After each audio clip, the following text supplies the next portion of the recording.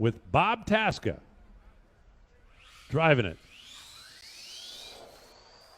Man, that thing hovered the front end a long ways out there. Tasca, hammer down through the top end, 812. Whoa, look at him on the starting line celebrating that. 812 at 171.97. That thing may go in the sevens before it's over with. Congratulations, guys. That was a great run down there. Norwalk, you just saw a world record for full-bodied electric cars out there.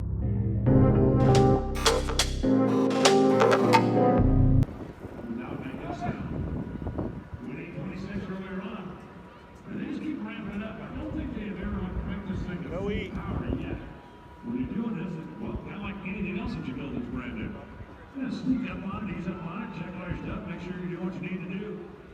A lot of really smart guys up in the Northeast